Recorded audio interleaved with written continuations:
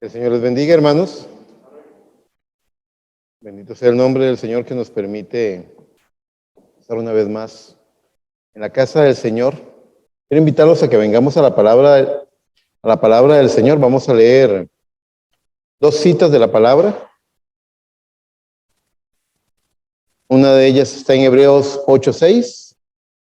Y luego yo les leeré, para no atrasar con la búsqueda, a Ageo 2:9. Hebreos 8:6 y luego leeré Ageo 2:9. Cuando tengan Hebreos, por favor me dicen amén. Muy bien. Dice así la palabra del Señor. Pero ahora, tanto mejor ministerio es el suyo, cuanto es mediador de un mejor pacto, establecido sobre mejores promesas. Oiga, mejor ministerio, mejor pacto, mejores promesas. También les quiero leer lo que dice Ageo 2:9. La gloria postrera de esta casa será mayor que la primera, ha dicho Jehová de los ejércitos, y daré paz en este lugar, dice Jehová de los ejércitos. Por favor, ore conmigo. Amado Padre Celestial, en esta noche venimos ante ti a pedirte con toda reverencia, Señor, que tú nos abras las Escrituras, y como tú hiciste con aquellos caminantes a Emaús y como tú hiciste con tus discípulos después de tu resurrección, la misma palabra dice que tú les abriste el entendimiento para que pudieran captar las Escrituras. Nosotros en esta noche te pedimos lo mismo, Señor, creyendo que eso es para nosotros por cuanto somos tus hijos, creyendo que tú has preservado esta palabra, esta inspiración, esta revelación, este mensaje. Padre, creyendo estas cosas, te pedimos que tú nos brindes el entendimiento, abre nuestro entendimiento a la Escritura y podamos ser vivificados por medio de ella. En el nombre todopoderoso del Señor Jesucristo. Amén, amén y amén. Que les bendiga, tomen asiento. También saludamos a los hermanos y amigos que nos siguen en las redes sociales. Esperamos que en esta noche Dios pueda hablar a sus corazones. Muy bien, hoy sentí en mi corazón compartir con ustedes un mensaje que lleva por nombre un mejor galardón. ¿Por qué uno mejor? Todos pensamos en el galardón de la salvación. Dios nos ha regalado la salvación, pero hablando del proceso en el cual nos toca, hasta dónde nos toca llegar y del tiempo que nos ha tocado vivir, quiero hablar un poco de esta comparación. ¿Notaron ustedes cómo en Hebreos dice mejor ministerio, el de Cristo, el ministerio según el sacerdocio de Melquisedec, que aquel sacerdocio levítico? Mejor pacto, el nuevo pacto en su sangre, que el pacto bajo la sangre de machos, cabríos y corderos. Y mejores promesas. Vea cómo hay como una excelencia, hay como cómo se eleva, cómo se elevan las promesas, cómo hay una mejoría, hay un alcance más amplio, hay algo más rico, más nutritivo para nosotros, y vamos a hablar un poco de eso. Y finalmente, claro, la palabra de Dios habla de la gloria postrera de esta casa. La primera cita nos dice que el pacto que tenemos con Dios está establecido sobre mejores promesas. Pero mejores promesas respecto a qué? Respecto al antiguo pacto y al viejo sacerdocio levítico. La segunda parte, la segunda cita, advierte que la gloria de la casa de Dios, la cual es su novia, su iglesia, su novia, será mayor que la primera. Está refiriéndose a aquella gloria. De hecho, hoy en Proyecto Biblia compartieron la cita nuevamente en Crónicas de cuando el arca es introducida al templo, de cuando se dedica el templo de Salomón. Entonces, ¿respecto de qué? Respecto a la gloria de aquella casa de Dios, la gloria en los días de Salomón. Y aquí podemos hallar un patrón, una tendencia. La bendición va en aumento, lo que nos está diciendo esto.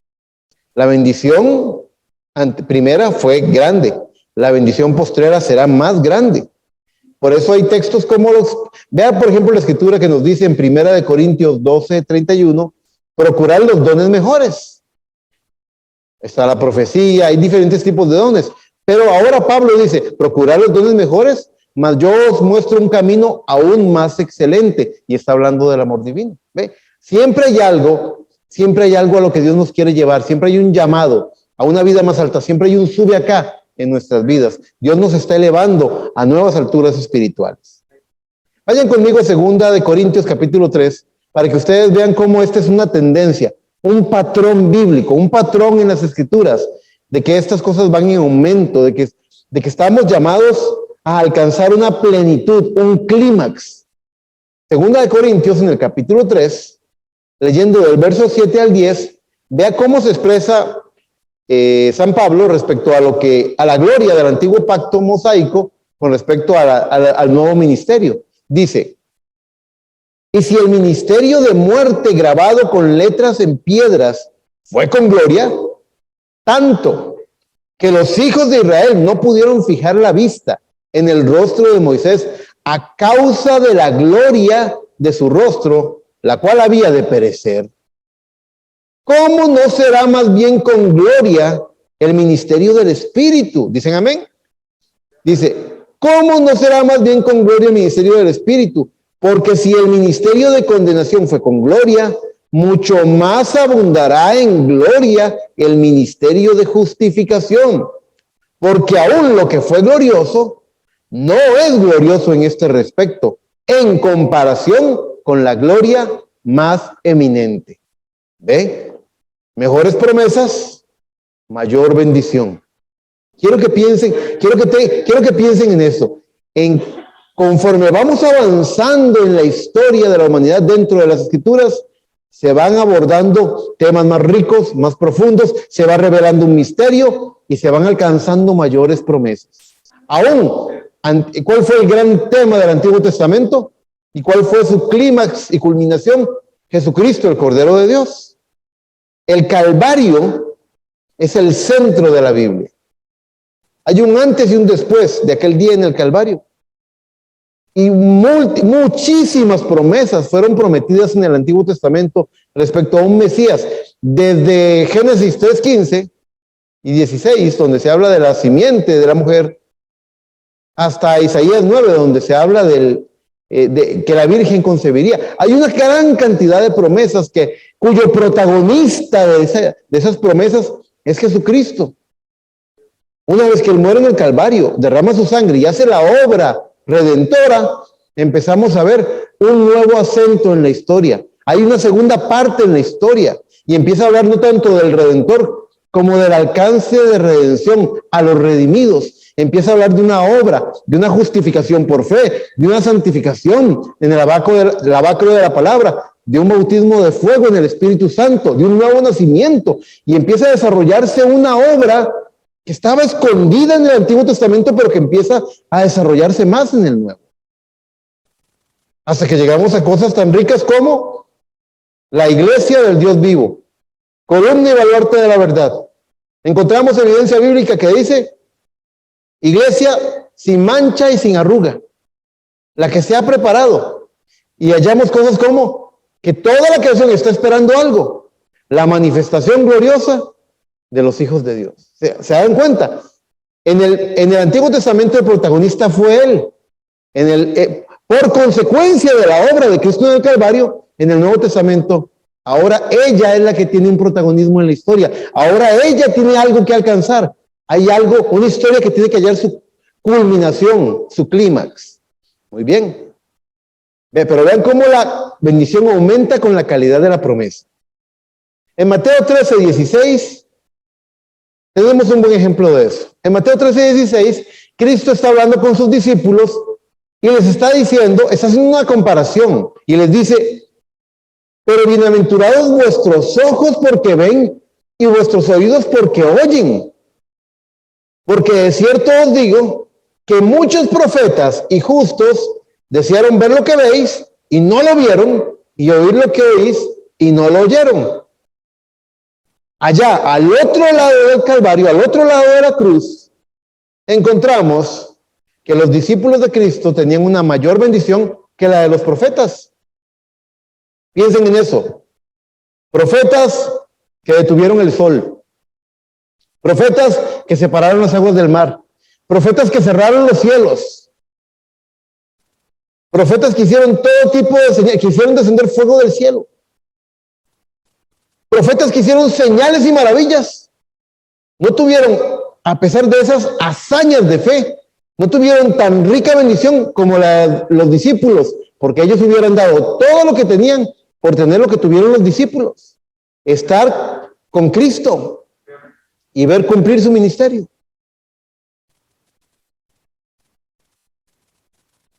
¿Qué podría ser mejor que estar con el Maestro? Y sin embargo, la palabra nos revela que hay algo mejor que eso. Aquello que fue glorioso en los días de los profetas se recibió en lo que yo llamo la infancia de la fe. Quiero que piensen, toda persona tiene una infancia, una adolescencia y una adultez, cuando llega a madurez, ¿verdad?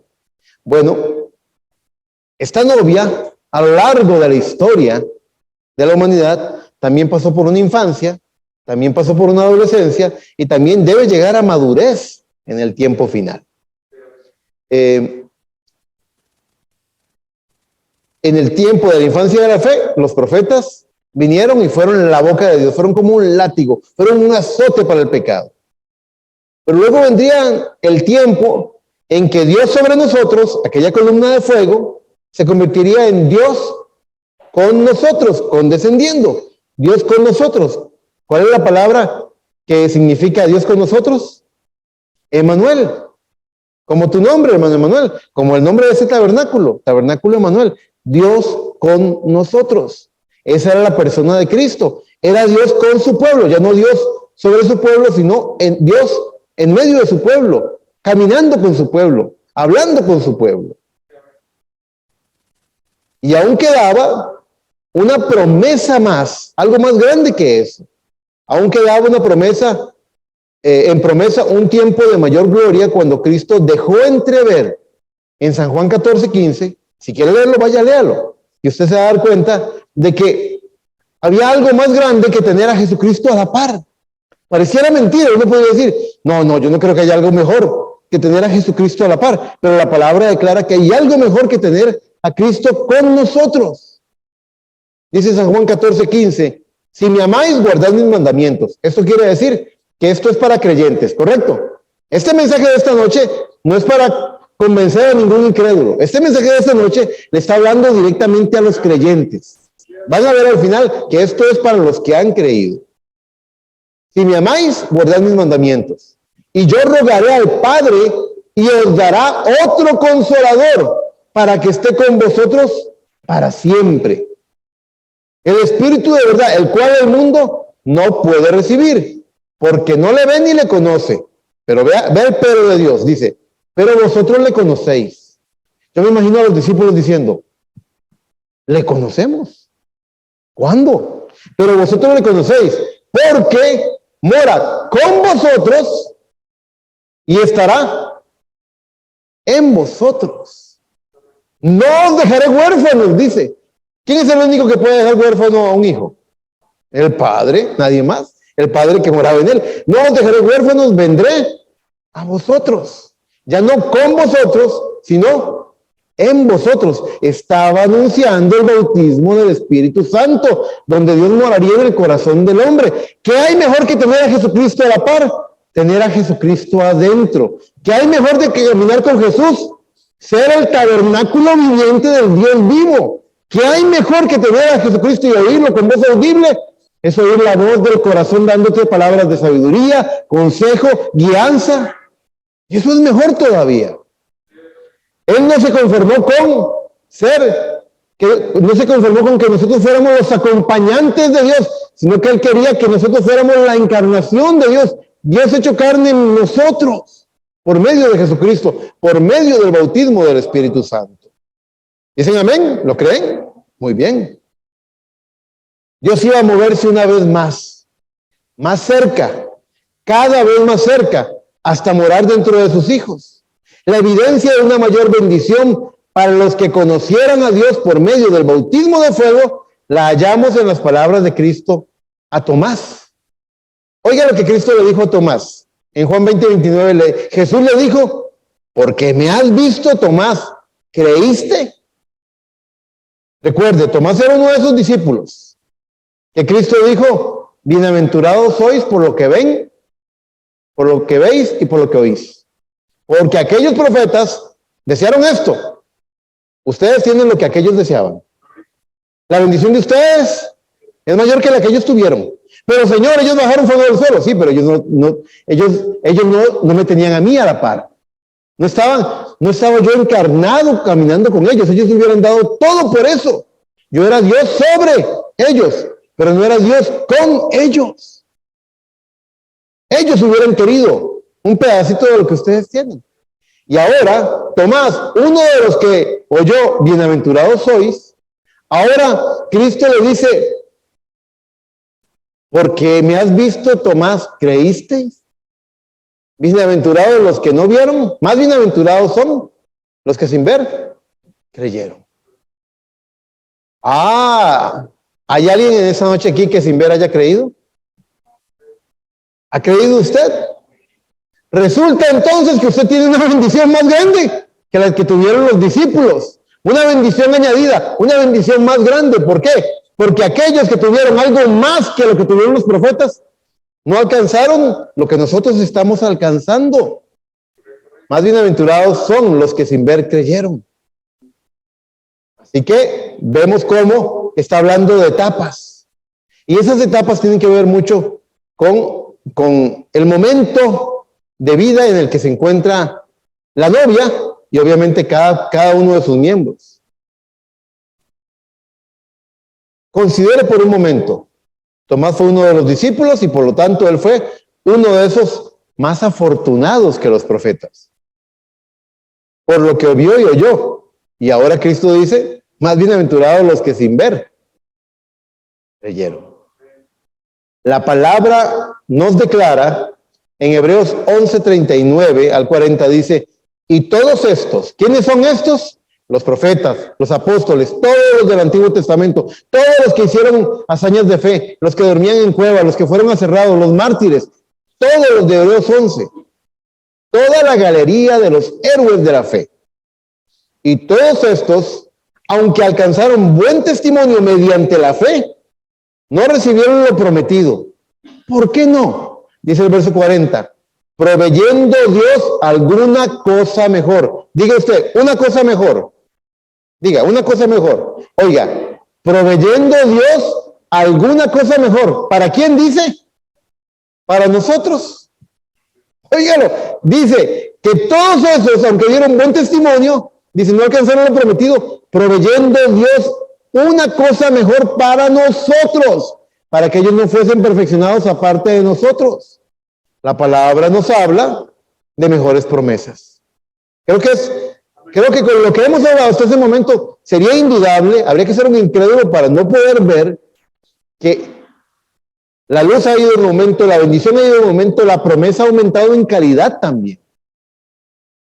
Eso nos habla de la luz del mensaje que hemos recibido, más revelación que en ningún otro tiempo. Dios ha provisto en este tiempo final algo mejor. No lo hizo en los días de la infancia de la fe, ni lo hizo en los días de la adolescencia de la fe con Dios con nosotros, sino en el final de los tiempos, en los días del águila volando. ¿Se acuerdan ustedes de los 4 seres vivientes? El primero era el león, el segundo, el buey, el tercero, el hombre. Esos 3, cuando son bebés o cachorros, maman leche. Beben leche de su madre. Necesitan leche, no pueden comer alimento sólido. Pero el cuarto ser viviente, el águila volando, las águilas no beben leche. Recuerden lo que dice la palabra de Dios en Hebreos 5 al final, que dice, debiendo ser ya maestros, tenéis necesidad de leche porque no estáis en capacidad de comer alimento sólido. ¿Qué es lo que estaba reclamando Pablo? Debiendo ser ya maestros. Yo tengo algo grande que compartirles, pero ustedes no están listos para recibirlos, porque son niños, porque necesitan leche. Resulta que Dios envía un mensajero del tiempo del fin, con un mensaje que es mayor luz y revelación para el tiempo del fin, y también hay oídos predestinados para creer en ese mensajero. No se jacte de que usted es muy inteligente para creer este mensaje. Eso no tiene nada que ver. El profeta dice en el mensaje que esta generación de creyentes, esa generación de la novia, en el tiempo del fin, ha venido capacitada con percepción profética para poder entender la palabra del Señor. Dios nos ha dado algo mejor a nosotros. Nos dio un profeta, nos dio un mensaje y nos dio percepción profética para poder captar las cosas del Espíritu que nos tenían que ser reveladas.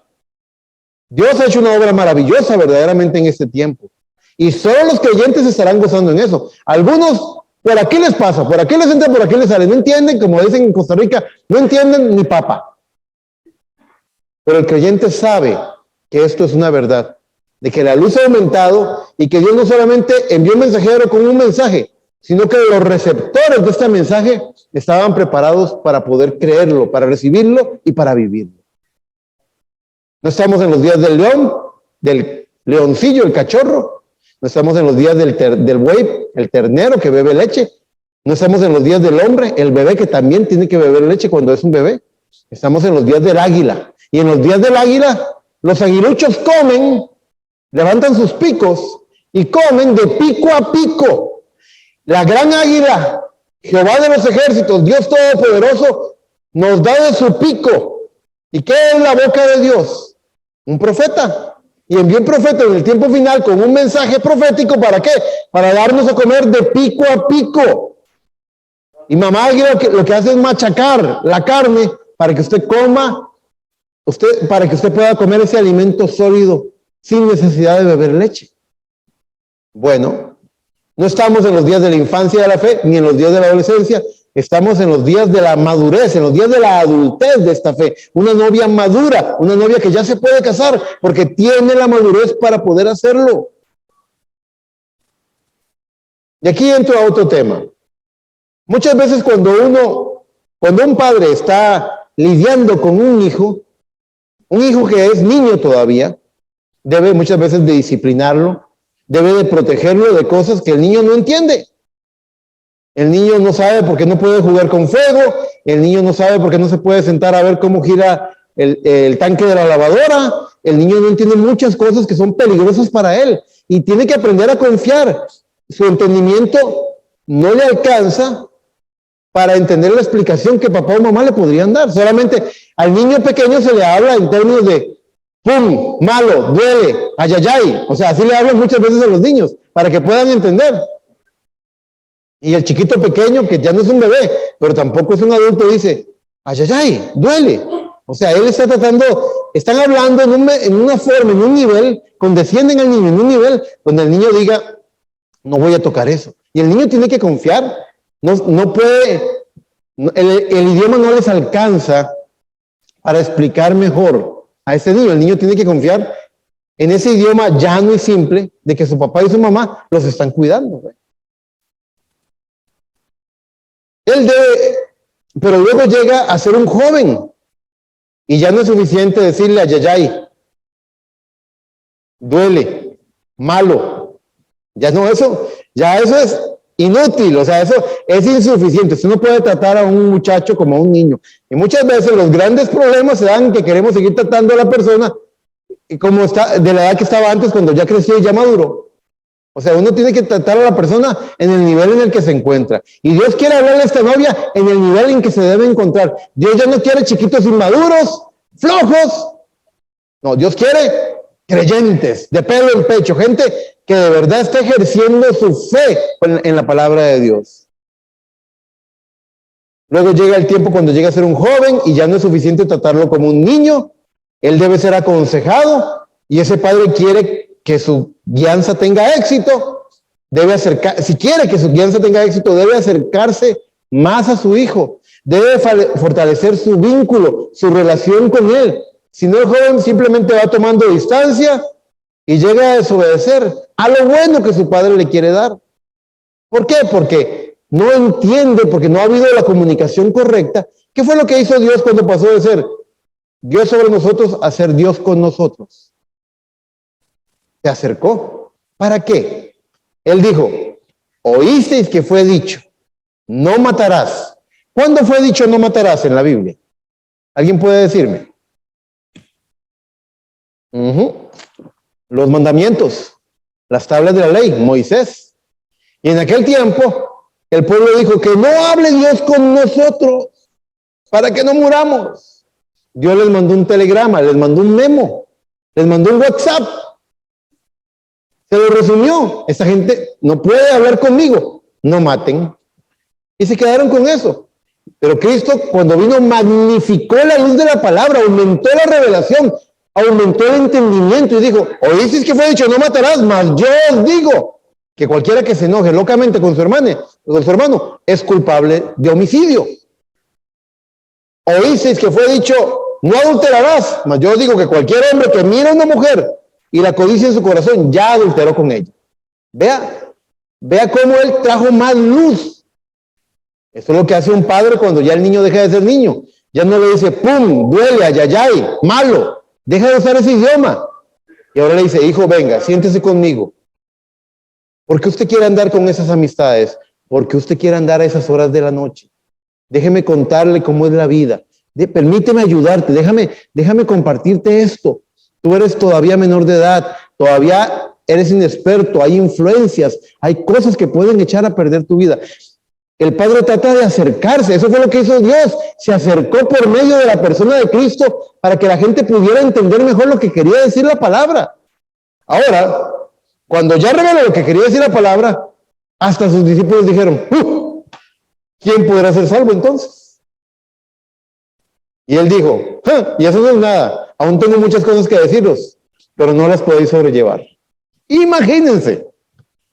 Mas cuando venga el Espíritu Santo, Él os guiará toda la verdad. Estaba hablando de una etapa donde usted puede vencer, porque usted no está oyendo la ley desde afuera, usted está viviendo la palabra desde adentro, con un bautismo de fuego. Ese bautismo de fuego lo faculta a usted para vencer. Dios estaba interesado en ese acercamiento, en ese máximo aprovechamiento de la promesa. Voy a leer mi nota. Entonces, cuando el joven ya alcanza madurez, a veces con cicatrices y experiencias y errores, ¿verdad que sí? Así es como aprende muchas veces. A veces con cicatrices y experiencias, ahora padre e hijo pueden hablar con más confianza. Ahora comparten sus opiniones, se admiran y aprenden el uno del otro. Eso llega a ser un tiempo maravilloso. Ese puede ser el tiempo de mayor bendición entre un padre y un hijo. Vea, voy a leerles aquí unas comparaciones que tengo. Pero aún, sí, tengo aquí anotado algo. Pero aún, con esa sensatez que el hijo ha alcanzado, que ya es un adulto, que ya maduró, las cosechas de la vida, las cosechas de las decisiones de la vida, de su vida, hermano o hermana, pueden mejorar todavía. Aunque usted sea un creyente, esto puede ser más rico, esto puede ser más nutritivo, esto puede mejorar, esto puede aumentar en gloria. No hay límites. Vayan conmigo a la última lectura de esta noche. Marcos 4:14. En Marcos capítulo 4, verso 14, es la segunda parte sobre la parábola de la semilla. Esta no es la parte donde Cristo cuenta la parábola, es la parte donde Cristo explica la parábola. En el verso 14 dice, ¿lo tienen? Dice, el sembrador es el que siembra la palabra. Y estos son los de junto del camino, en quienes se siembra la palabra, pero después que la oyen, enseguida viene Satanás y quita la palabra que sembró en sus corazones. Estos son asimismo los que fueron sembrados en pedregales, los que cuando han oído la palabra, al momento la reciben con gozo. ¿Cuántas personas han visto ustedes que lloran aquí en la iglesia, que se gozan con los mensajes y luego no los ven perseverar? Muchos, montones. Las calles están llenas de gente que visitó la iglesia y no hizo más que pegarse una lloradita e irse, y eso no les hizo ningún bien. Dice el verso 17, pero no tienen raíz en sí, si son de corta duración, Sí, pero no tienen raíz en sí, sino que son de corta duración, gracias. Porque cuando viene la tribulación o la persecución por causa de la palabra, luego tropiezan. Cuando la palabra de Dios te dice, esta es la vida que me agrada, esto santifícate, esto es lo que tienes que perseverar, tropiezan en la palabra. Dice, viene la persecución por causa de la palabra, luego tropiezan. Dice el verso 18, estos son los que fueron sembrados entre espinos, los que oyen la palabra, pero los afanes de este siglo y el engaño de las riquezas y las codicias de otras cosas, porque no todo es dinero, hay mucho tipo de codicia, ¿verdad? Y las codicias de otras cosas entran y ahogan la palabra y se hace infructuosa. Qué raro, yo sembré sembré una semilla de aguacate y no germinó. Algo lo hizo infructuoso, no cosechó, no hubo fruto. Verso 20, este es nuestro verso. Dice, hablando del tercer grupo de donde cayó la semilla, dice, y estos son los que fueron sembrados en buena tierra. Dos cosas, los que oyen la palabra, quiere decir, la atienden, dice, y la reciben, y dan fruto a 30, a 60 y a 100 por uno. Y hablando de esto, todos estos, noten que aún los que oyen la palabra y la reciben, producen diferentes cosechas. Unos a 30, otros a 60 y otros a 100 por uno. Entonces, pensando un poco en esto, ¿de qué depende producir 30, por ejemplo? ¿No sería mejor producir 60? ¿Cuántos de ustedes quieren producir a 100 por uno? Yo creo que todos queremos producir a 100 por uno. ¿Pero de qué depende? Si todos hemos oído la palabra y la hemos recibido. ¿Se dan cuenta? Yo creo que todos queremos producir a 100 por uno. Y todos hemos oído la palabra y todos la hemos recibido en el corazón. ¿Dónde usted cree que puede haber la diferencia? ¿Qué es lo que marca la diferencia? Tomando el tema de la madurez, tomando el tema del momento de la vida. ¿Sabían ustedes que los que están empezando a trabajar, al principio les pagan muy mal y trabajan un montón? Los que estudian, saqué una carrera universitaria, vea por ejemplo los que estudian contabilidad. Los que llegan a cierto nivel ya de avance en la carrera, los contratan en las firmas de contabilidad y los ponen a hacer 500 conciliaciones bancarias. Y llevan no sé cuántas cuentas de cuántas empresas y están todo el tiempo corriendo con cara de locos, haciendo números y cuentas y corriendo, y les pagan terriblemente mal. Pero el contador que ya tiene una trayectoria, una reputación, un renombre, una experiencia, ese ya no le pagan, él cobra. Y gana mucho mejor. Y ya él dice, no, esos trabajitos yo no los hago. Ya eso no. Y aún hay albañiles que cuando comienzan agarran lo que pueden y les pagan mal y pobrecitos, muy maltratados. Pero cuando ya tienen cierta experiencia y han alcanzado cierta reputación entre sus clientes, ahora ya ellos cobran mejor y ya ganan bien y ya compran un carrito y ya tienen un pick-up y sus herramientas y usted los ve que va mejorando. ¿Por qué? Porque han madurado en su carrera, han madurado en su recorrido. ¿Entienden lo que trato de decirles? Depende mucho del momento en que está viviendo. Tomando como ejemplo el padre y el hijo del que estaba hablando ahora. ¿Dónde cree usted que puede haber un mayor acuerdo?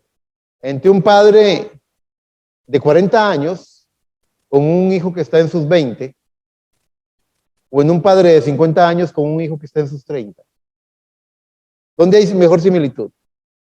Es más, uno que está en sus 30 y que ahora también es papá, que tiene las mismas preocupaciones que tenía su papá, el mismo cuidado, el mismo afán por cuidar a su niño que tenía su papá por él. Es más, imagínense que ese padre llega a los 70 con un hijo en sus 50 que ha llegado a ser abuelo. Ahora los dos pasaron por la experiencia de ser abuelos. ¿Cuánto más pueden compartir? ¿Cuánto más esas conversaciones llegan a ser más maduras, más sensatas, más ricas, más experimentadas? Hay un mayor beneficio. Son conversaciones, las de los 40 y 20 todavía hay mucha diferencia generacional, todavía hay mucho pleito, todavía hay mucha discusión. Pero cuando te vas haciendo más viejo, vas escogiendo tus batallas, te vas haciendo más sabio. Es decir, ahora, aquel hijo desobediente, cabezón, terco, como mula, ahora este hijo te sorprende con una sabiduría, con un deseo de cuidar su casa, de cuidar a sus hijos o a sus nietos. Y ahora se identifica con uno, y ahora uno está caminando un camino común con esa persona. El camino de la madurez, donde hay mayor gratificación. Entre más acuerdo, y eso sirve para con nuestro Padre y con uno, no por la vejez, sino por el estado de madurez.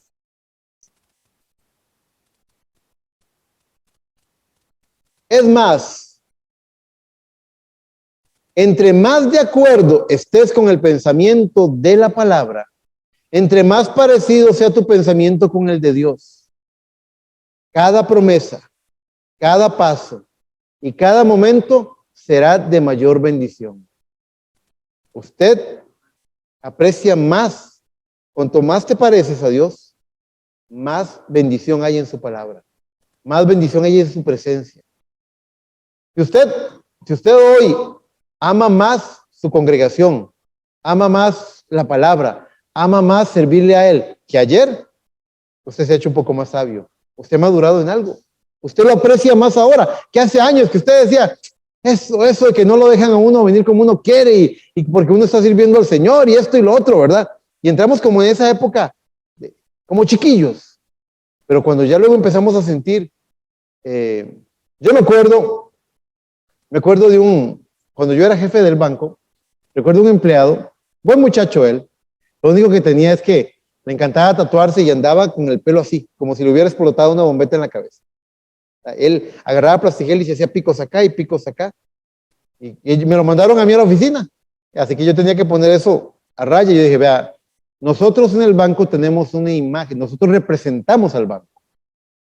Así que esta presentación suya es completamente inaceptable. Primero, amárrese bien la corbata, métase las faldas y si se va a poner plastigel, peínese. No le voy a pedir que se corte el pelo, pero peínese bien para que se presente correctamente delante de los clientes.